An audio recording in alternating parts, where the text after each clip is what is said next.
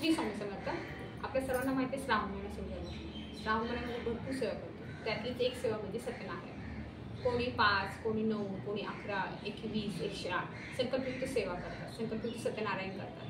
त्यांनी अखंड लक्ष प्राप्तीसाठी करतात. ती कशी करायची, तिची मांडणी कशी आहे, पद्धत काय, नियम काय, सोप्या पद्धतीने तुम्हाला समजून सांगते. मांडणी कशी करायची ते आपण बघू. आता मांडणी कशी करायची. पहिले आपण लादी स्वच्छ करून घ्या. जिथं पूजा मांडायची तिथे चौरंगट मांडायचं. चौरंगापाशी रेखीव रांगोळी काढायची छान. आणि चौरंगाच्या खाली आपण स्वस्तिक काढायचं, त्याच्यावर हळदी कुंकू टाकायचं आहे आणि मग चौरंग ठेवायचं आहे. समय लावून घ्यायची आहे आपण. आणि कोणती पूजा करताना पहिली समय लावायची. समय लावून घ्यायची आहे. धूप लावला आहे आणि समयची पण आपण पूजा करायची. हळदी कुंकू फूल वाहून पूजा करायची आहे. मग आपल्याकडे जो कोणता फोटो आहे, चौरंगावर मग एक लाल कपडा, तुमच्याकडे लाल पिवळा सफेद कपडा असेल तो अत्रा, ब्लाऊज पीस असेल तरी चालेल. मग त्याच्यावर तुम्ही सत्यनारायणाचा फोटो ठेवायचा आहे. त्याला हार वगैरे घाला. मग त्याच्यावर तुम्हाला गहू ठेवायचे खाली. गव्हावरती तुम्हाला कलशाला तुम्हाला चार हळदी कुंकाची अशी 8 तुम्हाला बोटं ओढायचे. 4 हळदीची 4 कुंकवाची वरतून खाली यायचे. अशा पद्धतीने करायचे. मग त्यात तुम्हाला सुपारी 1.25 रुपया टाकायचा आहे. माझ्याकडे नागिनीची पानं नाही आहेत, मला भेटली नाही. त्यामुळं कारण मार्केट आमचं खूप लांब आहे, त्यामुळे मी आंब्याची पानं यूज केलेत. त्यामुळं आंब्याची पानं ठेवली तरी चालतात. मग त्या आंब्याची पानं त्यात ठेवायची. त्याच्यात तामण ठेवायचं आहे. आणि त्याच्यामध्ये तुम्हाला हळदी कुंकू तर व्हायचंच आहे. तामण ठेवायचं आहे. तामणावरती तुम्हाला तांदूळ भरून घ्यायचे. म्हणजे तुमच्याकडे तांदूळ आहेत कोणतेही चालेल, असं नाही की तुम्हाला हेच पाहिजे. ते रेशनिंगचे असेल तरी चालेल, बासमती असेल तरी चालेल. तुमच्याकडे जे आहे तुम्ही जे खाता रोजच्या जेवणात तेच पाहिजे, तेच घ्या. मग तिथे बाळकृष्ण ठेवायचं आहे. जसं मी तुम्हाला म्हणजे माझ्याकडे नागिनीची पानं नाही आहे तर मी आंब्याची पानं यूज केली. तर आंब्याची पानं घ्यायची. त्याच्यावर तुम्ही एक सुपारी पहिली गणपतीची येईल ती तुम्हाला ठेवायची. नंतर दुसरी सुपारी जी येईल ती येईल तुम्हाला कुलदेवतेची येईल. आणि तिसरी सुपारी जी येईल वरुण देवतेची येईल. पण सुरुवात जी उजव्यापासून म्हणजे उजव्या बाजूला, म्हणजे माझ्या तुम्हाला बॅक साईडला दिसत असेल, पण उजव्या बाजूला गणपती येतो आणि मग कुलदेवता मध्ये येतो आणि वरुण देवता डाव्या बाजूला येतो. खाली पाण्याचा चौकोन काढायचा आहे. मग त्याच्यावर खडीसाखर ठेवायचे. असं तिन्ही देवतांना म्हणजे गणपतीला, वरुण देवताला आणि कुलदेवताला करायचे. आणि मग आपण बाळकृष्ण नैवेद्य दाखवता सुद्धा नैवेद्य चौकोन काढून पाण्याचं काढून त्याच्यावर सत्यनारायणचा प्रसाद ठेवायचा, शिरा तो ठेवायचा आहे. आणि त्याच्यावर तुम्ही तुळस ठेवायची आहे प्रसादाला. आणि मग तुम्ही सगळ्या देवतांना तुळस वाहा. गणपतीला तुळस वर्ज्य आहे, त्यामुळे गणपतीला तुळस वाहू नका. तुमच्याकडे दुर्वा असेल तर दुर्वा वाहा. आणि जी काही तुमच्याकडे फुलं आहेत ती तुम्ही वाहा. सत्यनारायण तुम्ही सुद्धा बेल असेल, बेल तुळस ते तुम्ही वाहा. अशा पद्धतीने आपल्याला मांडणी तर करायची आहे. आपण जेव्हा मोठी सत्यनारायणची पूजा करतो ते आपण केळीची खूट वगैरे लावतो, पण ह्याला गरज नाही आहे तुम्हाला. ह्या पूजेला तुम्ही फक्त आंब्याची ढगळे जरी लावले तरी चालेल. जर तुमच्याकडे तेही नसतील, अवेलेबल नसतील, तुम्ही नाही लावले तरी चालेल. माझ्याकडे होते, आमच्यापाशी जवळपास झाड आहे म्हणून मी लावले ते. तुमच्याकडे नसेल तुम्ही नाही लावले तरी चालेल. असं काय अडचण नाही की तुम्हाला लावलेच पाहिजे. अशा पद्धतीने सिंपल साध्या पद्धतीने तुम्ही पूजा करायची. ह्या पूजेचं खूप महत्त्व आहे, कारण की ह्या पूजेमुळे आपल्याला आपली अडकलेली सर्व कामं होतात म्हणजे आणि आपल्या सर्व इच्छा पण पूर्ण होतात.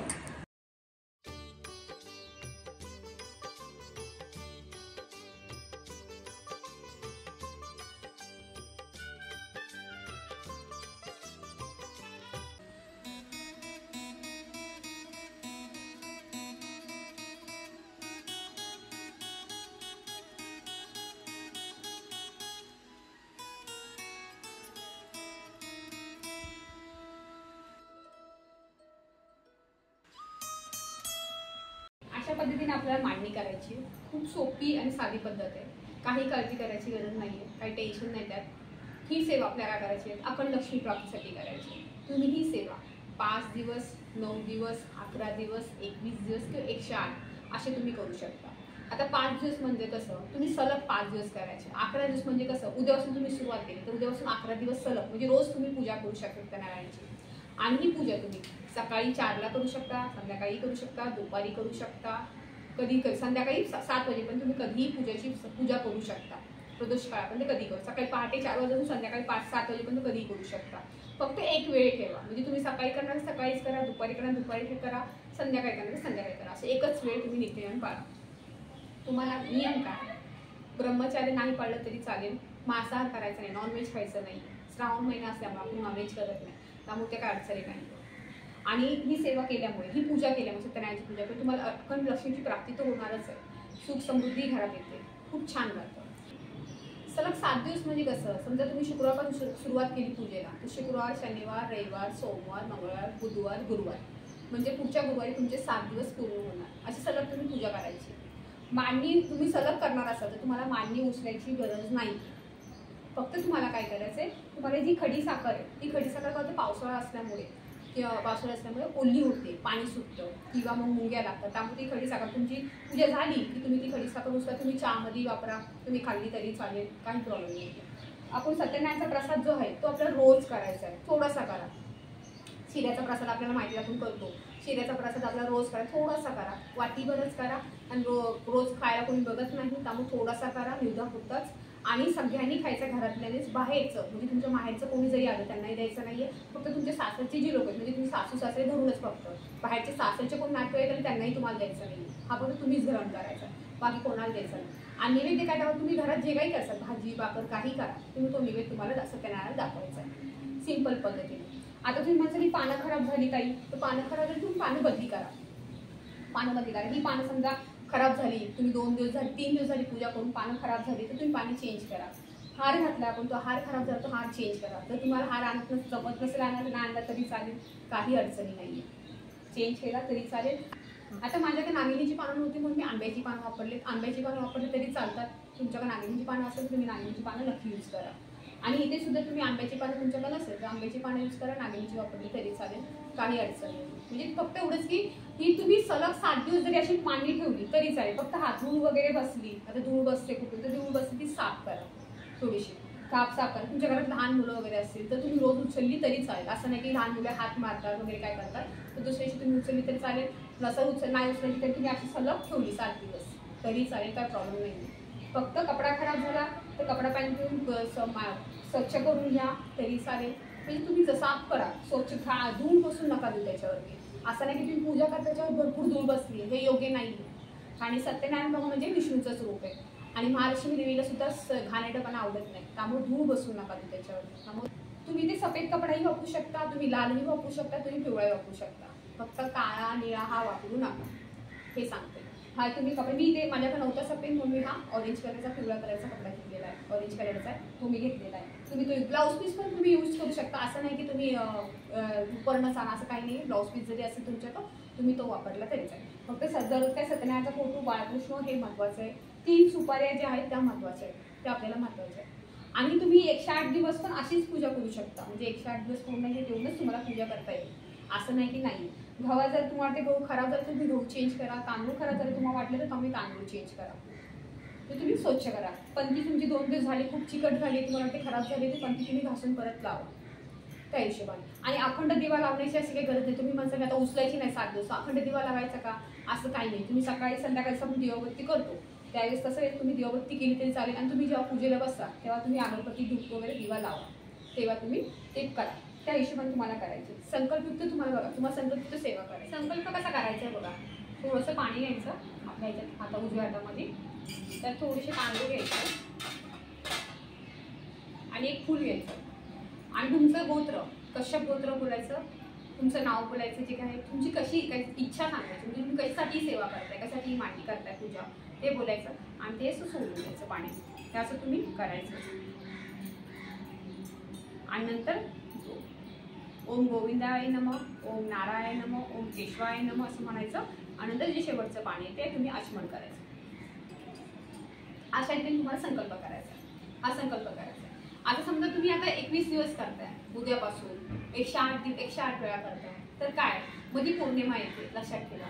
तर पौर्णिमेची पूजा काउंट होणार नाही याच्यामध्ये. आपण प्रत्येक पौर्णिमेला सत्यनारायण करतो, त्यामुळे ती पूजा ह्या सत्यनारायणमध्ये काउंट होणार नाही. त्यामुळे तुम्ही जर तुम्हाला आता प्रॉब्लेम असेल, समजा मासिक धर्म आहे किंवा तुमचा मीठ सुतक काय आहे, तुम्ही आता करू शकत नाही, तुम्ही पौर्णिमेनंतर करणार असाल, तर पौर्णिमेची पूजा जरी केली तर ती काउंट नका. तर तुम्ही दुसऱ्या दिवशीपासून म्हणजे मंगळवारपासून, सोमवारी पौर्णिमा येते 19 तारखेला, तर मंगळवारपासून तुम्ही तुमची संकल्पयुक्त सेवा 5 दिवस, 7 दिवस, 9 दिवस, 11, 21, 108 अशा रीतीने करू शकता.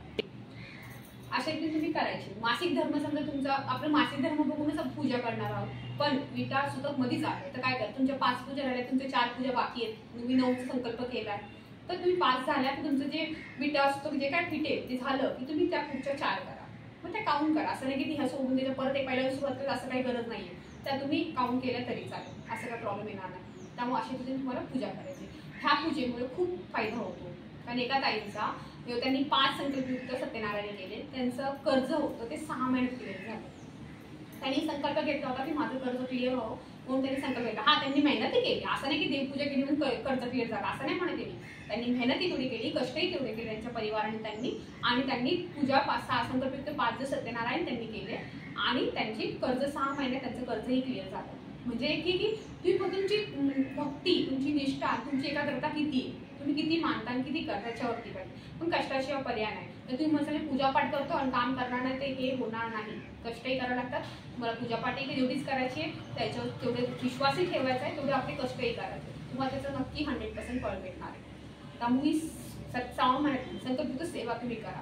हा, समजा तुम्ही उशिरा सुरू केलं, मग गणपती आले, मग पितृपक्ष आले, तरी तुम्ही करू शकता.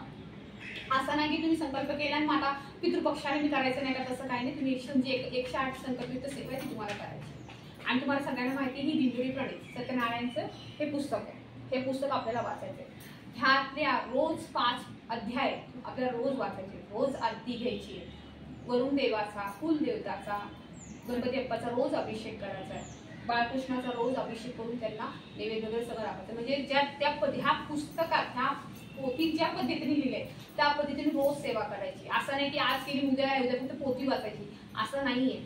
रोज नवीन प्रकारे फक्त मांडणीच ठेवायचे, पण अभिषेक वगैरे करूनच वाचायला सुरुवात करायची. रोज 5 अध्याय रोज आरती घ्यायची. आणि कोणतीही एक वेळ ठेवा, दुपारी 4 ठेवा, सकाळी 4 ठेवा, सकाळी 11 वाजता ठेवा, कधी करा चालेल, पण रोज एका टायमालाच ती पूजा करा. तुम्हाला काही अडचणी वगैरे येणार नाही. खूप छान ही पूजा होते आणि याचं फळ भेटतं. मी केली आहे, मला त्याचे अनुभव आले, त्यामुळे तुम्हाला सांगते खूप छान अनुभव होतो. तुम्ही नक्की करून बघा, तुम्हाला चांगले अनुभव होते. श्री स्वामी.